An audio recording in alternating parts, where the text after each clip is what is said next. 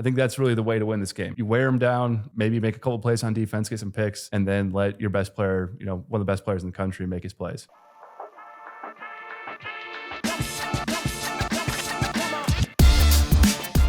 Welcome back to the ANF Podcast, where we cover Iowa sports. Today, we're going to preview the Iowa versus Ohio State game, do a schematic breakdown of both sides of the ball, preview the personnel that Ohio State has and how it's going to match up against the Iowa defense and offense, wrap it up with some picks around college football, and then finish with a bit about our Patreon. Don't forget to subscribe to the channel and like this video. New videos are released every Wednesday at 9 a.m. We're going to keep doing that throughout the season. And to do a quick aside about our Patreon, it'll be a link in the description. We'll mention more about it at the end of the episode, but essentially what it is that you get more content from us. Hopefully double the content each week, as well as more interaction with us, ability to ask us more questions, and also to build out a community of listeners that follow this podcast. So I think it's time to kick off the discussion against Ohio State. Definitely the Death Star of the Big Ten this year, it feels like.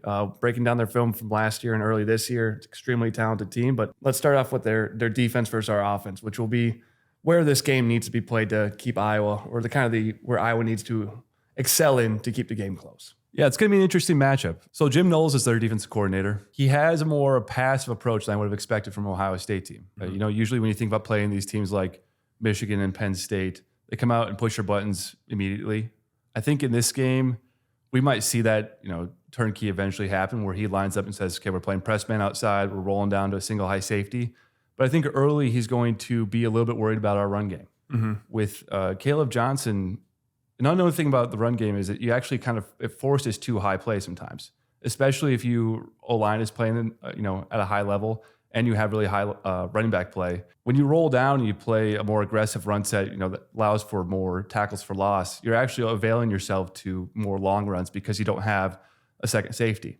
And I think that will actually create some passivity early from Ohio State. If they see their secondary tackling well, or they see maybe even potentially their D-line getting pushed around in double teams, that roll will come early. But that's really where this game's going to be played, is when does Knowles roll, and if he has to. Yeah. I think it's where it lives too. I think that's where, you're watching this defense play and the personnel they have up front. Instantly, you go back to the 2023 Ohio State-Michigan game. It's kind of like the litmus test for this defense and how well they were playing last year with a lot of returning personnel. And it kind of blew my mind how well their front seven played in that game. Obviously, there's kind of a change in the guard in terms of who's starting for them and who's going to be producing. If you just break down the personnel by defensive line, Sawyer and JT at D ends, they're back from last year. Both are NFL caliber players. They lose Hall at D tackle, which is a big piece for them. But Tyleik Williams, who is a very important piece of if he plays or not in this game, if we can compete. If he does play, that's not good for Iowa. And then they're kind of second D tackle. They're still trying to figure it out. It's not to the level they usually have it at. They don't have the D tackle depth that it kind of flashed during the Marshall game and the Michigan State game. That not very comfortable with it at this point. And that linebacker, they turn over their two starters inside, Chambers and Eichenberg, were their starters last year. Bigger built guys. Now they're kind of moving in Simon and Reese that aren't as stocky as they were last year. So I think it's when you're evaluating from last year, they were very good at stopping the run, especially in their interior, just through their two D tackles and linebackers. And you look into the linebackers, you have, Reese and Simon starting there. Simon was their outside linebacker last year, now moved inside. So an outside body that you're moving inside. Reese is kind of a slim-built guy. He's 6'3", I think I want to say low 230s, sophomore. And now Styles is their outside linebacker, former safety. So they were really good at stopping the run last year, but they kind of lighten up in the box. And this entire game comes down to Iowa's ability to run the ball, to possess the ball, and to use Caleb Johnson 30 times in this game. And I think we're really excited to see how Lester can attack this defense, because Knowles has built it to withstand on first down. And they did against Michigan, who won a national title running the ball. They held Michigan to 40 yards rushing in the first half on a good amount of carries. And if Lester can have a kind of a proof of concept moment, he's got the O-line for it. He's got the line of scrimmage to play against this game. But if you look at a front seven and how Knowles has designed them to literally first down is the key to their entire system, and relying on those guys, if we can have success early against them and success throughout the game, you're looking at just a really successful running year as a whole for Iowa. Well, I think it's a very similar situation that we saw against Minnesota, where they play a lot through their DNs. Like their DNs are expected to be the best players on the field. And Lester has shown a fantastic ability of affecting those guys. We can go around them with a sweep where we have a receiver come down and crack on them. We can run our simple outside zone at them. We can run almost pass blocking sets where we run inside zone out of shotgun on them. And then finally with the pitch sweep where it looks like sweep and then you're getting actually more of an outside zone block against you. And those four, variables that DNs have to consider on top of, reverses and jet motion that are seen. The whole Lester scheme is trying to impact these DNs. And Ohio State plays them on an island. Under this 4-3 scheme, they have to play interior C-gap. They have to play to the edge. Essentially, if you can trick this guy or you can block him in some manner, that's going to lead to an effective run play. It's going to lead to an effective jet sweep, anything in that facet. So it's going to be an interesting matchup. If Lester, this is going to be, like you said, this is going to be a really calling card game for him. Within the pro scheme, usually a forefront is what you see. At the NFL level, I'd imagine somewhere between 70 and maybe 65% of teams run 4-3 down linemen. So this under center modern pro scheme that we're seeing Lester employ is really all about attacking this set of variables. Right. And it is what they attack because of who they bring back in the secondary and who they add. You bring back Burke, who was first team All Big Ten last year. You bring back Ransom. You bring back number 7. I can't think of his name right now. I think that might be right. You add also Caleb Downs. And Caleb Downs is obviously a 5-star recruit from Alabama who transferred in. He looks like Earl Thomas, like that type of run ability where he's coming down the hill. And he had a play where he blew up a bubble screen against Michigan State where the play he made and the tackle he made, it just looked like that high-level safety play you can see. And you think about a defense that if you can't move these guys up front, which is what they're predicated on, they're not – Kirk described it really well in his presser. They're not trying to get – they're making you block them. So they're playing actually very similar style to Iowa where they're two-gapping. Their D tackles and D ends are. They're not trying to get upfield. They're not trying to swim move you. They're not trying to dip their shoulder and get around our linemen.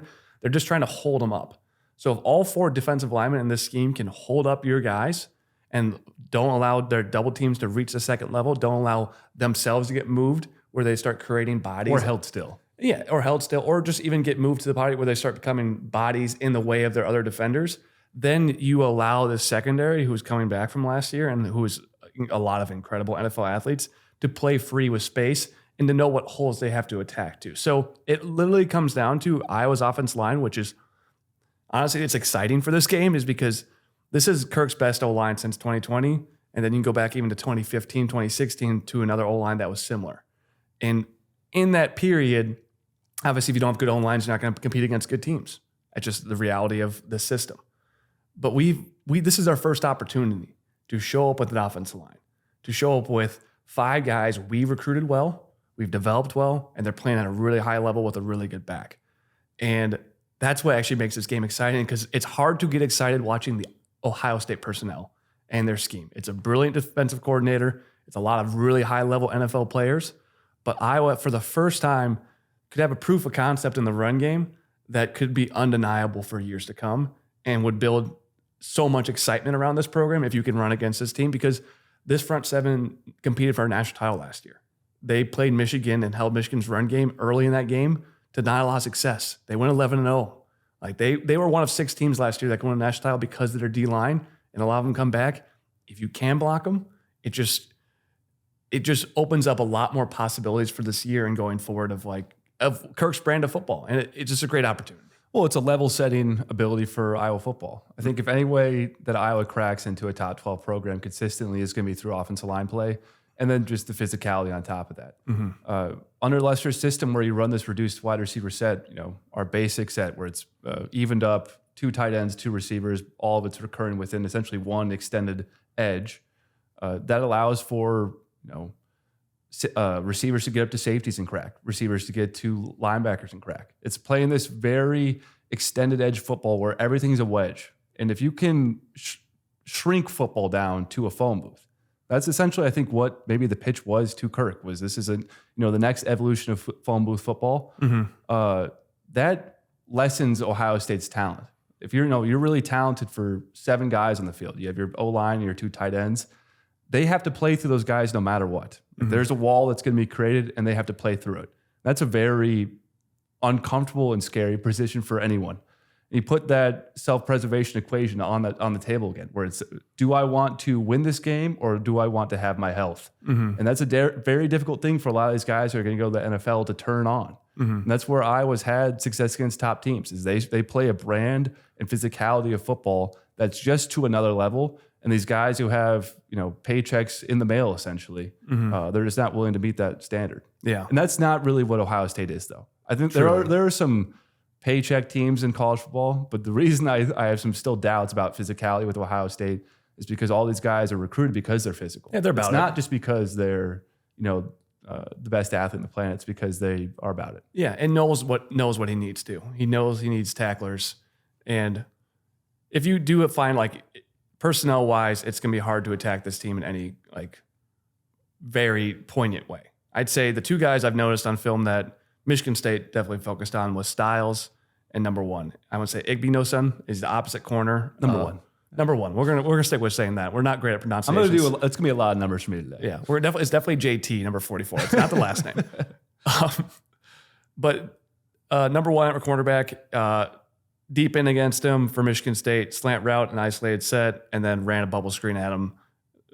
Of their first 4 scripted drives, 3 plays right at him.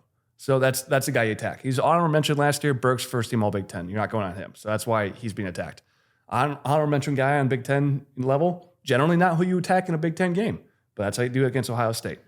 Styles, former safety, got rolled down the linebackers, so he's already kind of playing out of position. And it's only his, to be 5th game now at that role. Once again, played slow on the very first play of the game on an outside zone look, saw a double team come to his gap and just didn't fire up and set up edge or even take on a block. And then got caught on a bad boot pass where he just kind of got caught no man's land and then played the QB late and then got burnt by a tight end. So there's if you're Lester, you're circling those 2 players because you're not circling many, but you're circling those 2. And then one aspect of their game plan, which is kind of apparent after watching a few of their games from last year and this year, is that 3rd and 1 and 4th and 1, they cut. So this is, if you're in Iowa where big explosive plays are going to be hard to come by just in the nature of how you're built this year and how you're playing against Ohio State, they're not going to come easy in this game unless you get Caleb in the second level, in the second half. But on 3rd and 1 and 4th and 1, you have Ohio State's tactic is to eagle down. So that means you roll your D ends and D tackles down a gap and you cut them. And so what you're trying to stop is the QB sneak. And it's what Iowa does in our goal line formation as well, is that you cut every single offensive lineman's knees. You create a pile in the middle. So anything from A gap to most of B is unplayable. And if you do it right with the buys I have, it becomes you have to go off C. So if I'm Lester and I see this, it's like a classic. If we show a heavy set with, let's say, Sullivan under center, this looks like the 2 QB sneaks you've seen on film this year. Or maybe 1, it might be. And I'm going to be aggressive out of that set because I know I'm going to get no pass rush because all 4 defense linemen will be on the ground. And all the other 7 defenders will be within 4 yards because it's a run play. And so you have legitimately one time to beat these guys in a flat-footed situation where they have no pass rush, and it's a game you're 20 points. Who is the guy? Seth Anderson. Yeah, Seth Anderson probably. But if you're in that situation, you don't have a lot of opportunities to score in one play against these guys. I'm extremely aggressive in that point because you know what they're looking to get. Rarely do you know, but it's not the easy call to make. But if you go 1 receiver set, 3 tight ends, you could take a shot at that play. Yeah. I think the entire game comes down to just isolating their corners. They have essentially 9 other guys who are going to tackle really well. Their D line's going to play incredibly fast. You're not going to win a lot of one-on-one matchups, but if you can isolate one aspect of this game, it's Caleb Johnson on those corners. Mm-hmm. And if I had a play call I'd like to call in this game, with how they play off coverage with their DBs, they provide a lot of space for double moves. It's kind of what we've seen be an issue with Iowa's defense early is with that, even though you're giving them room, if you can fake a curl, the corner has so much anticipation needs to go make that play. I could see Lester finally turn the page on the RPO playbook where you would now have a slant and go. And what we've done out of second long, I think second long in college football almost needs to be entirely RPO action. What a defensive coordinator gets to do on second and long is essentially either drop 7 or 8 and play for a 3 or 4 yard play, or if they can bait you with coverage from depth into a blitz, then they can stop you for 1 or 2. And that's how almost everyone plays second and long within college football. So then the counter to that is, okay, you guys are going to play this 50-50 game. We'll play RPO against you. If you can show a set where maybe you do the Lester special where you go from 5 wide to a reduced, our typical shotgun set where it's 2x2, 2 tight ends, 2 receivers, RVZ on the right side, you're going to hopefully get a based out call. Second long, I'm sure within our self-scouting during the bye week, it showed up that our 2nd and 10 play call is RPO 37% of the time, 35% of the time. Mm-hmm. If you could show a cornerback or a safety in this matter, something he's seen on film early, something he can trust a little bit. He's heard in the pregame, these guys aren't very athletic. Their passing game had 60 yards last time. They're probably going to try and go for 10 to 15 yard plays. You catch him with the early slant and go, like we saw with Tyler Johnson against corner in the 2019 Minnesota game. Mm-hmm. That is such a beautiful action. And I think maybe even if you see that 5 top where they'll run 3 high safeties, mm-hmm. Talk about comfortability of a defense. When you have 3 guys playing over the middle, they think they can action that route as fast as they want to. But it's just, you have to design these plays against Ohio State. And I saw Penn State do the exact same thing when they played Ohio State last year. Is when you get into optimal positions, at the 50-yard line after a sudden change, at the 35-yard line where you have plenty of space to take a shot, Knowles is very careful with his play calling. You can tell the first imperative of his safeties is do no harm. Mm-hmm. You guys are on the field to stop long plays. I think he is a lot like, it's just smart for Ohio State to protect their defense in that manner. Mm-hmm. They have an incredibly efficient offense who can score probably in 2 minutes. In bad scenarios, they can go get a late touchdown to win a game. Protecting the defense and allowing them to play passive when they want to be has changed the arc of Ohio State defense for the better. Yeah. I think that passivity, although frustrating for some fans in moments, is actually how you discover a good team at the highest end of college football. Well, and they're trying to play to win a national title. Yeah. So that's the defense you want to run. You want to run a multiple defense that is expecting to play Georgia and Alabama at one point, where you need to be able to shell up. And if you can complain about one aspect of Penn State that they haven't really evolved to, is that they always play like they had the better personnel. And they're always playing this, trying to action you as quick as possible, trying to bring 6 or 7 bodies to the line of scrimmage at all times. And then when they play high caliber offenses, then they can't get stops as consistently. Ohio State's playing a scheme that's trying to go against 40 pass attempts a game and also stopping the run, and then playing in any situation it needs to because of the nature of they play. And if you could talk about a doomsday situation in this game where we do fall behind 10 points, where we do maybe have an early turnover and, we need to now score quickly, that's where this Iowa offense will be in a lot of trouble. Watching them play Michigan State where they know they're throwing, or they're in the third, they know they're throwing. Third line won't be real. They know they're throwing. Let's just say it as that. Any play call, 3rd and long, 2-minute drill, down by 2 scores. Those 3 aspects. When this defense can just tee off the 5-star talent it has, which is what Lester just has to be incredible at, is just not allowing that moment to happen.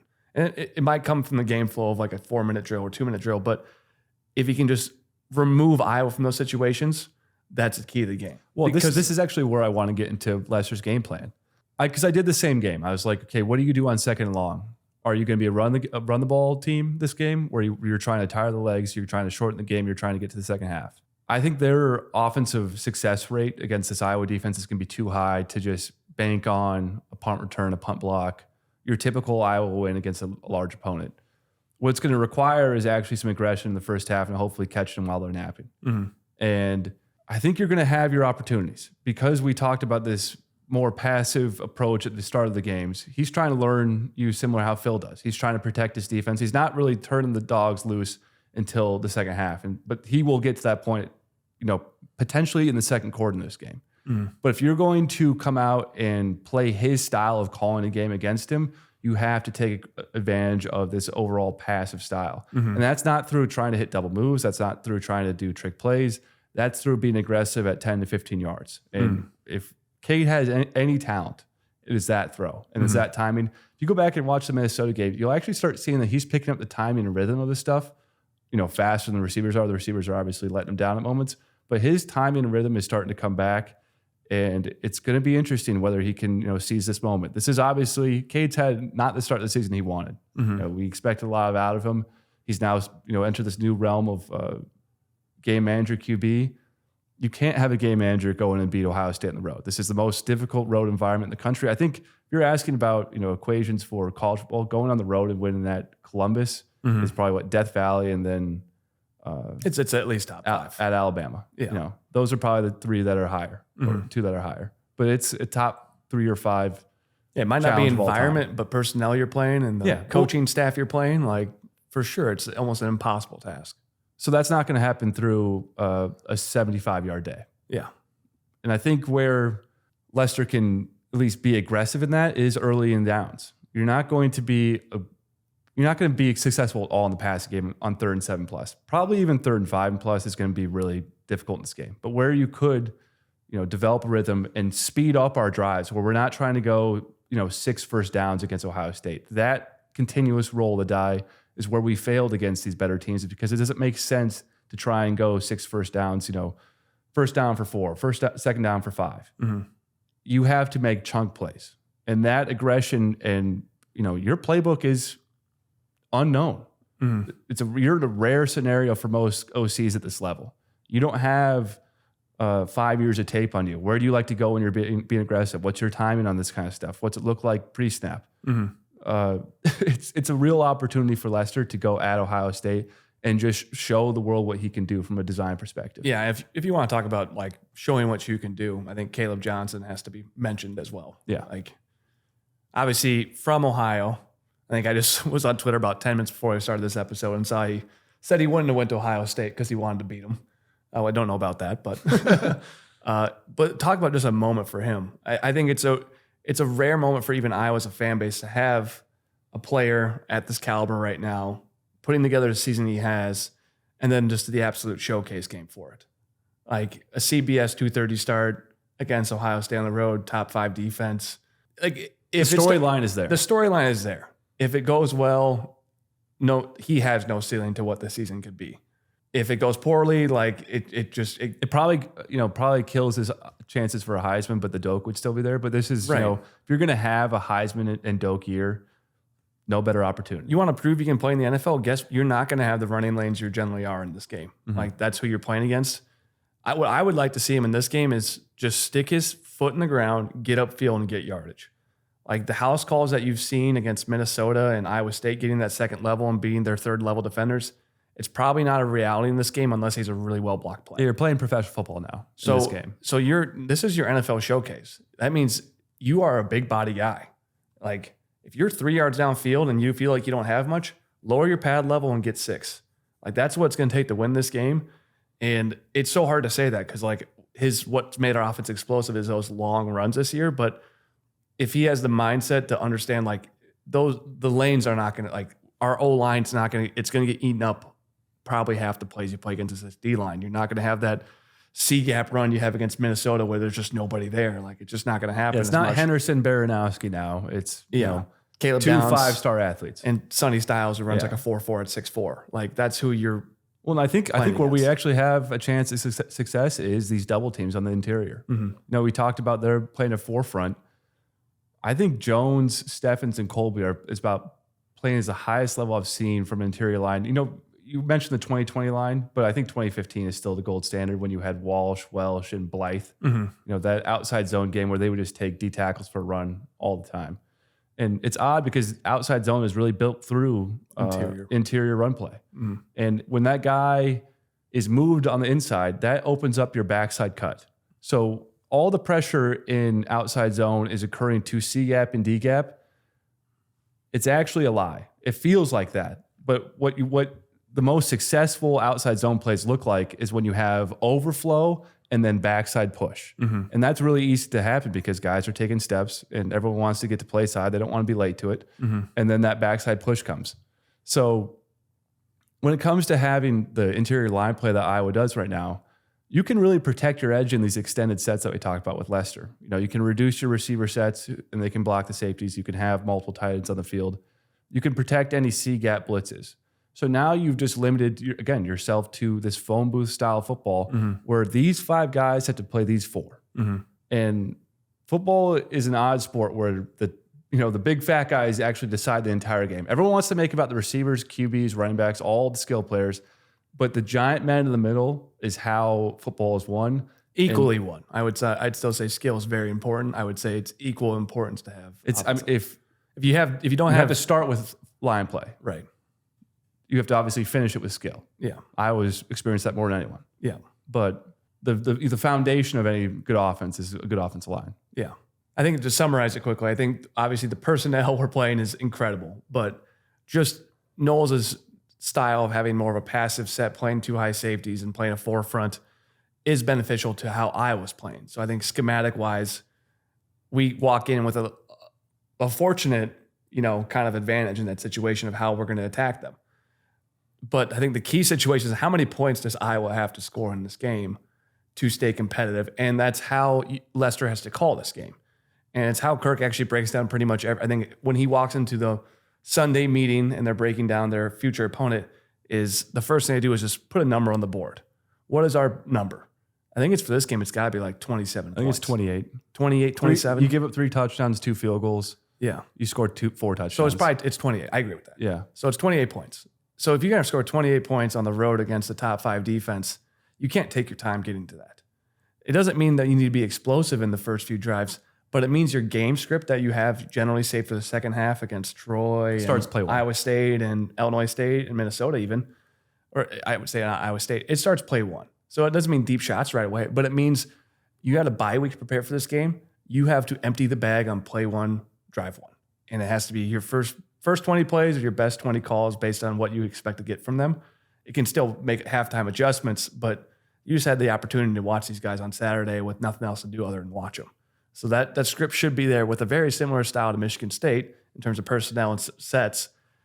You're going to see Lester call right away aggressive stuff because you got to get at 28 points. And I think that's where, if you want to just kind of wrap up the offense discussion, move into what we expect from the defensive end, Lester has to find a way to get to 28 points against a team that's probably allowed 28 points once in the last 2 years. Well, I think the biggest part of it is surviving until the second half. Being on time in the passing game, developing some rhythm in the running game in the first half.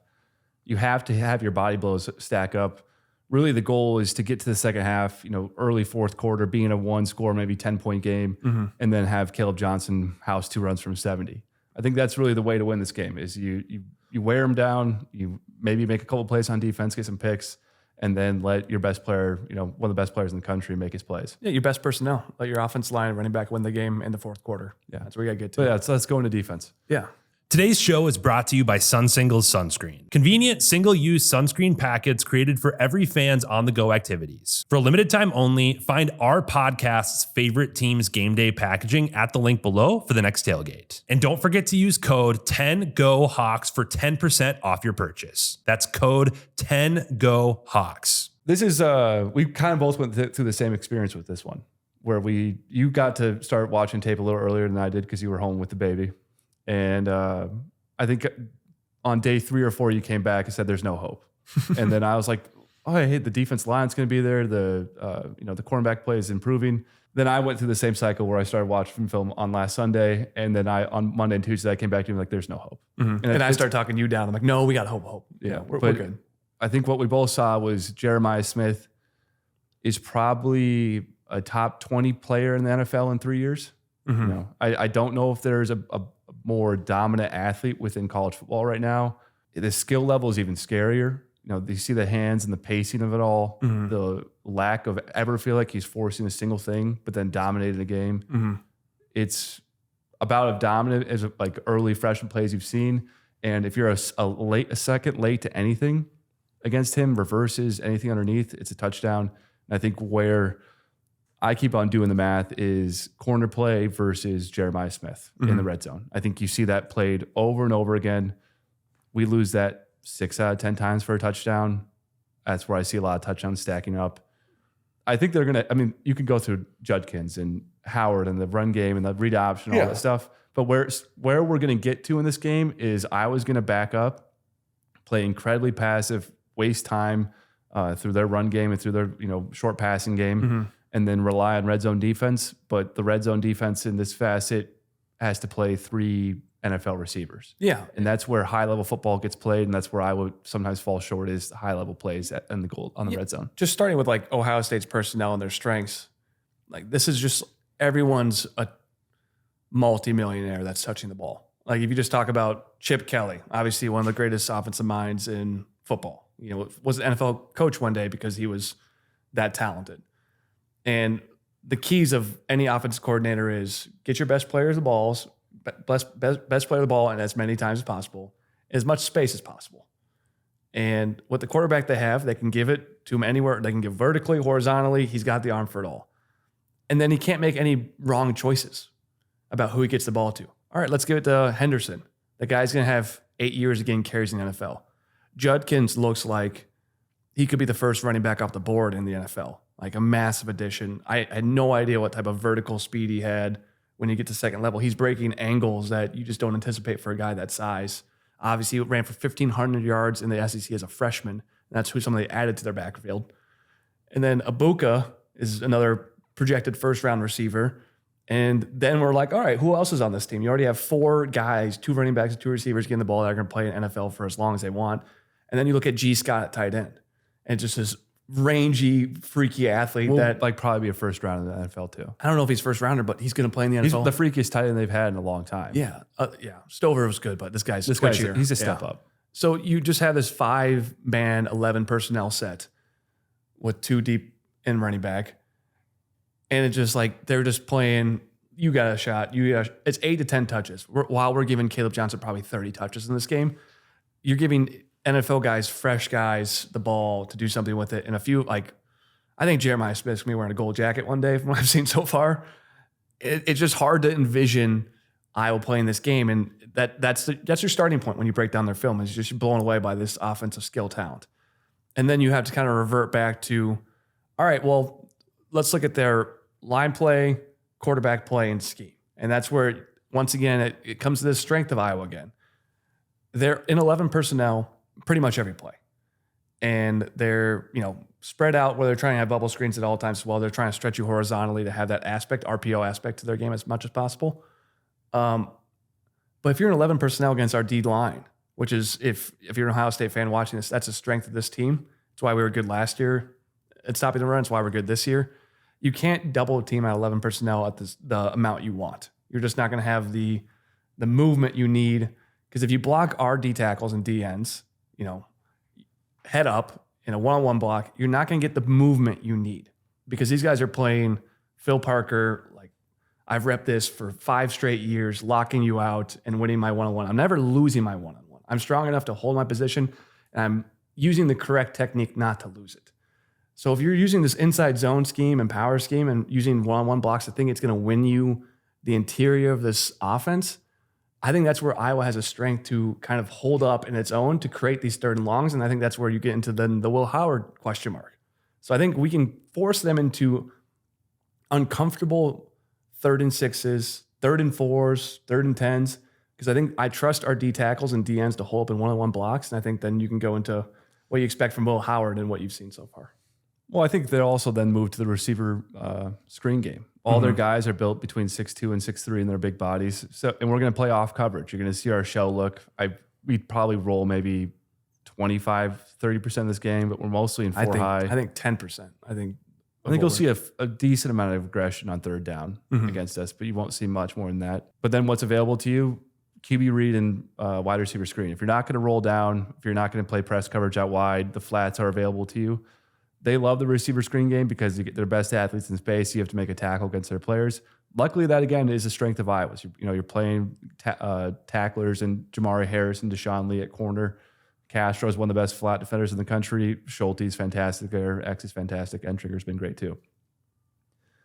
Jackson's got speed to the edge as well. So and then if they make it to the finisher in Higgins, another positive for Iowa. That is, at best, a small advantage to Ohio State. You can't even call that a push because Ohio State's athletes in space are still going to make plays. They're going to be on time. With 2 high safeties. They're going to be on time between the 20s the entire game. I think that's how I was going to be fine with that. We're going to actually live in that space where we say, okay, you guys go out and run 10 plays between the 20s, and then we'll see if you guys can score in the red zone. That's been Phil's strategy against any high-powered offense. This one's even a step up from what we've seen in the past, even from Michigan last year and Penn State the year prior. I think our passivity will go to Phil's, DEFCON 10. And what it's going to come down to then is goal line play. And what you have in goal line play is now roll down safeties who aren't, availing themselves to seam shots. You're going to be able to protect yourself better in that facet. But what it comes down to at the end of the day is back shoulder fades. I think that level of execution between Howard and his receivers, that's still only in game 5 of their connection. If you can disrupt timing at all, you can add a little wrinkle to that play for them where you actually can make some plays on the ball. I don't know if that's going to look perfect. College football is a difficult thing to execute the pass. You see, maybe 10 to 12 teams in the country execute the passing the ball at a high level. If Iowa can disrupt that in any manner, they're going to have a real opportunity in this game, because then it's going to come down to how well they can run the ball. And I think that's going to be a closer equation than usual. Yeah. And another aspect, I think, of their offense that we expect to have a good amount of success is the QB read game, as you brought up. They will use it. If you break down Howard as a runner, he's not a side-to-side guy. He's not going to make you miss horizontally, but he's 6'4", 235, and probably runs like a 4.5, I want to say. I think they said he touched 20 miles per hour at one point. And so he's just kind of straight line guy.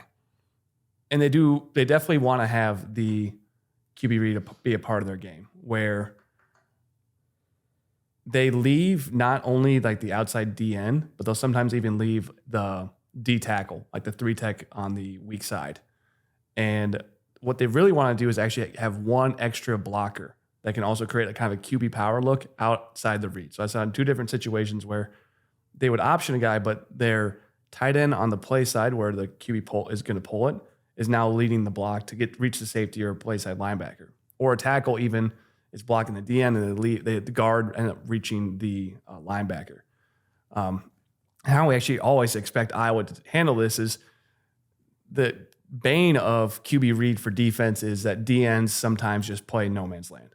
They don't play the quarterback, or they don't play the running back, and they just kind of sit there and they Take themselves out of the play. They stop nothing. They think too much. And so what Iowa's countered with is we're going to action QB reads as quick as possible. And we're in this situation, you have to assume we're going to play the running back again, like we did in 2017 against them, where these DNs are going to come flying off the end, and their sole focus right when it's replay and they're being left, they're going to be taught by Phil to run straight to the running back and put it in Howard's hand. And what you're trying to do in that situation is that everyone on your backside, your weak side linebacker that's on that side, your safety understands what their next steps are if they see that read. Because they know the running back's dead. They know the DN's got the running back. So that allows them to play faster.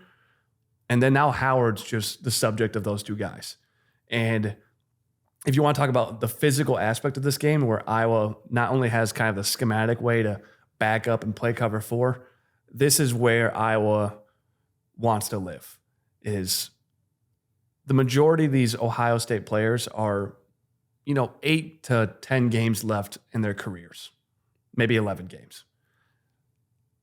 And they have $20 million on the line. Sometimes it's going to be up towards $50 million on the line. And a couple of them will probably be over that even. Maybe even over that. And that's where Iowa has to turn up the physicality level against Howard in those situations, against the running backs, receivers, is that we play an umbrella defense for a reason. It's going to make you pay. And that is the psychological aspect of this game. Every drive for points, maybe even just a field goal, has to be seen from the Ohio State bench as this is 8 hits on your best players. This is 2 hits on Jeremiah Smith. This is, 3 more hits on Judkins. And everyone's a tee up. Just the way that defense is structured, you're getting teed up every time. You can't escape the physicality of Iowa's defense because of how off they play. And all you're thinking as you're getting close to this goal line is they're not even, in a small amount of space yet. I'm only getting hit by 1. I'm only getting hit by 2. As you get closer to that end zone and the physicality ratchets up, and you've seen 2 of your buddies get dinged already in this drive, that's where Iowa lives. It's like a spider backing into its web. Now it's built perfectly. It's safeties that aren't the biggest burners on the field. They both hit. They're that slot corner that really can't defend the seam shot. Well, now he gets to put his face through you. The 6'3" and 6'2" corners that aren't necessarily the best athletes, they now get to tackle you in the flat. And that's where Iowa is going to play this game. It's how Iowa's been competitive in these games forever, is our goal line play. The ability to sell out, the ability to be the most physical team and have the will to actually go make that play is why Iowa football has had its moments against Penn State, has moments against Michigan, has moments against Ohio State. It's because that is where football is determined and they can reach a mental headspace where it's like, I don't care. Yeah, especially in the fourth quarter. That's what you're trying to reach to. And it's, if you look back, like the last 5 games, we had a tweet about this, like we haven't had the ability to reach that fourth quarter yet. The system and like the essence of why Ferentz plays his system is to drag these great teams into these games. Due to our offensive inefficiency, our lack of truly a line of scrimmage play on offense, and just brutal turnovers, like DeJean's muff punt against Penn State, our punt return against Michigan State in the Big Ten title, Peacher's throwing the pick on the very first play in 2022 against Ohio State, and then Michigan just not showing up for the first half. Like the entire essence of like why we play this style is to get to that fourth quarter, and we've had no opportunity to it, and then it makes this program look silly because now we're trying to throw down 10, and now we're trying to back up on defense when we're down 10 against a good team.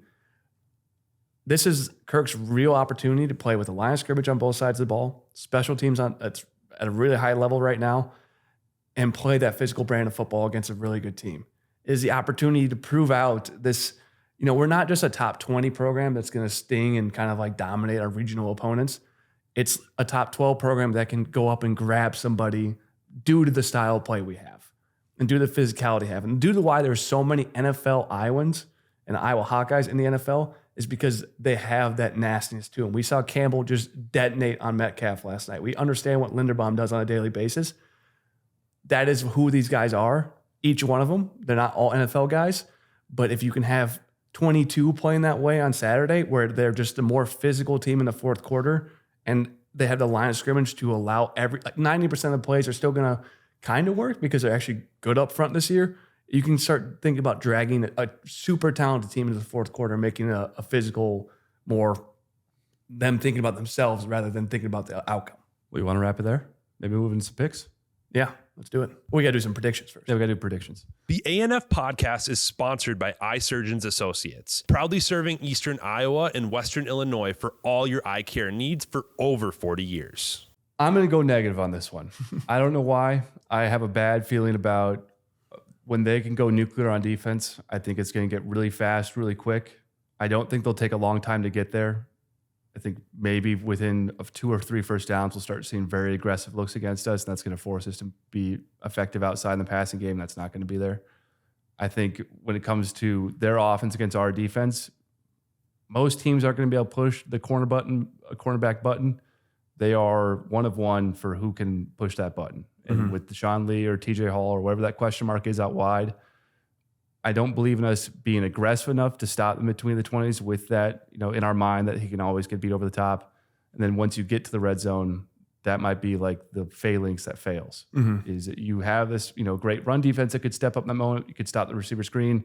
Can you stop the fade pass where Jeremiah Smith gets behind a 5'10" cornerback and he makes the play? Yeah. And that's where I think we might fall short. That's why I'm going to take Ohio State 36, Iowa 13. Yeah. I like that. I think that there's definitely a scenario in my mind that's how it plays out as well. I think it's the emotional aspect of this game of both teams. I think Ohio State hasn't played a real opponent yet, and maybe doesn't respect Iowa as well. I think you see a 20.5-point line, you watch this on film, and there's aspects to our stats that just kind of don't make sense to like why this is being a competitive game. And then for their sake, they haven't played a game past halftime. They're up 24-7 against Michigan State, and everyone knew that game was over. And I think the Iowa team and the seniors that came back and the level of focus they're going to have this game coming off a bye week can raise this defensive level to, even though we have disadvantages in the secondary versus receivers, and obviously even our linebackers, anyone a disadvantage against these running backs, how good they are, the level of focus and intensity we'll see from this team that like a lot of these guys could have left last year and they came back to play in these type of games. I just envision that we're going to senior flash, Jamari, Castro's, Higgins, Schultes, where they're going to just be quicker on the front step to be aggressive in an early game where you can kind of make them uncomfortable. And Ohio State's not ready to be uncomfortable. They haven't been uncomfortable all year. They're thinking about the 3 other difficult Oregon and Penn State they got coming up. They're not thinking about this game being difficult. Not going to say play calls for it too. And I was going to be showing up going like, hey, we're not that far off. Like, you guys have the skill advantage and, the speed advantage on defense, but we've been playing a lot of football. This is an extremely veteran team with a very prideful program that's, was at bottoms, the end of our emotions 3 weeks ago. And now we have an opportunity to play a really emotional game at a high level. So I think it's going to be closer in the third quarter. I love the aspect of us like getting to a 17-13 game in the fourth quarter. I kind of envision that where we flash on both sides of the ball and we force a turnover. Maybe a run game kicks in for, a quarter and a half. But I think the skill for Ohio State is just too overwhelming where you get these guys in space too often against our back end where I don't envision a bunch of NFL players in our secondary after the first few weeks. I see it as like 24-13 where they score with about 10 minutes left. It reminds me of similar to like a Carlos Hyde touchdown in 2013 where he kind of just like turned on his NFL juice and housed it when we were down by 2 scores. I kind of envision that game where there's a lot of excitement for a while, but then the fourth quarter shows up and we go, oh yeah, well, these guys are just amazing. So that's kind of where I see it going. Well, for picks, I went 1-1 last week. Won Minnesota in a miracle comeback. They got screwed over by a faulty offsides call on that onside, or actually Michigan would have been in real trouble. Maryland kept it close, got blown out late. Still looked like a decent bet all day, but Indiana showed that they actually have a real offense. Their receiver and QB play are really high level. That's going to be a fun team to follow going forward. For picks, I'm going to take Minnesota plus 8.5.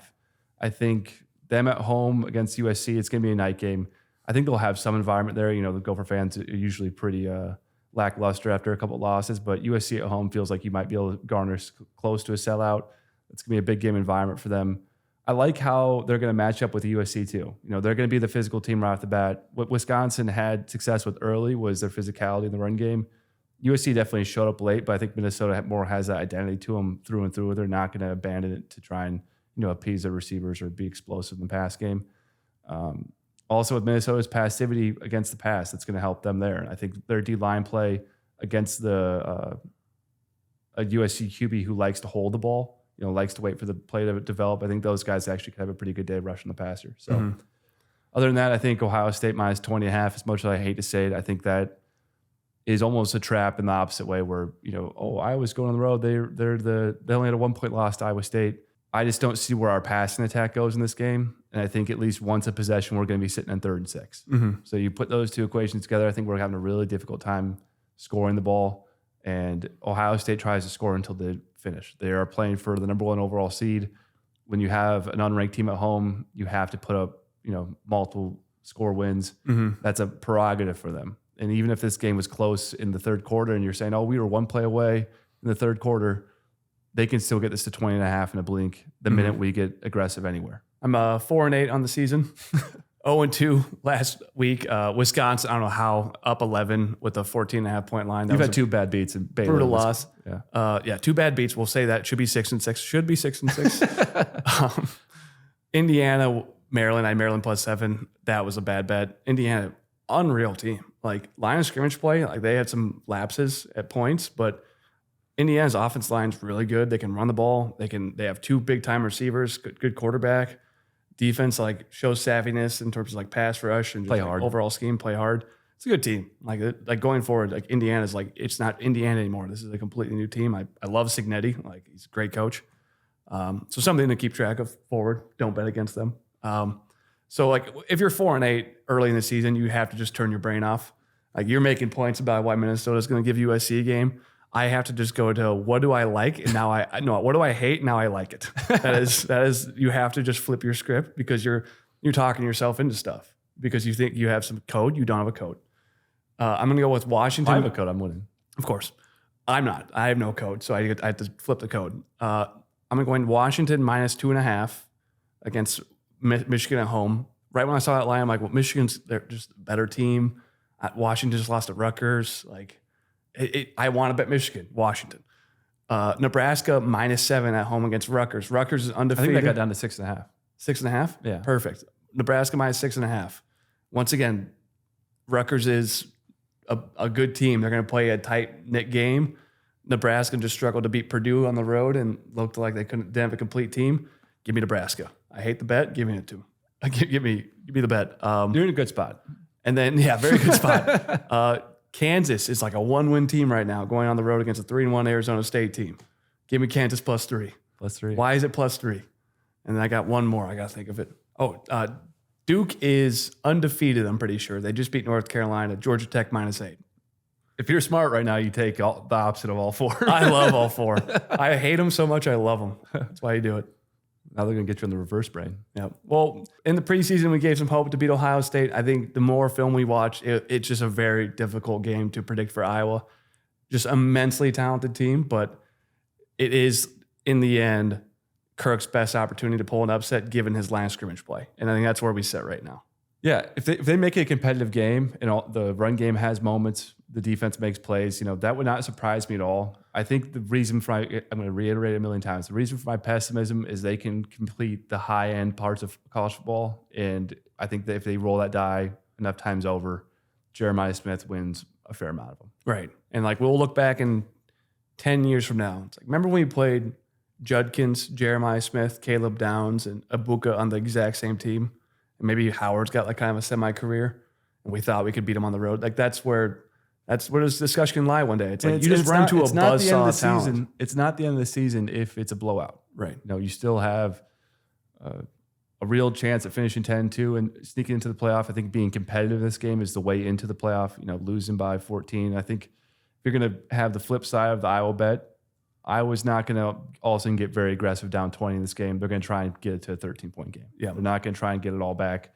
Being competitive in this game for Iowa is very important, and that's why the 20-point line scares me even more. I'm like, man, they really think they're going to score. Mm-hmm. As we mentioned at the start of the episode, we're going to talk more in detail of what our Patreon subscription will mean and what it brings to our fans.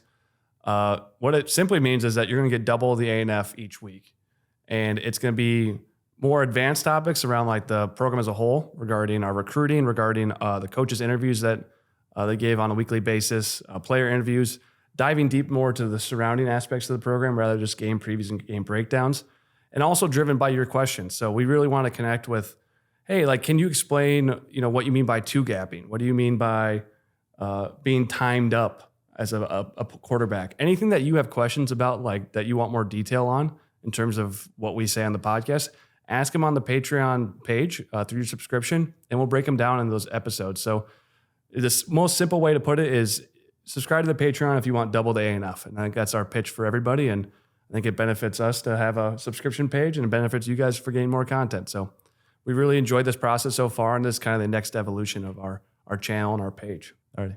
All right. Well, thank you. Go Hawks.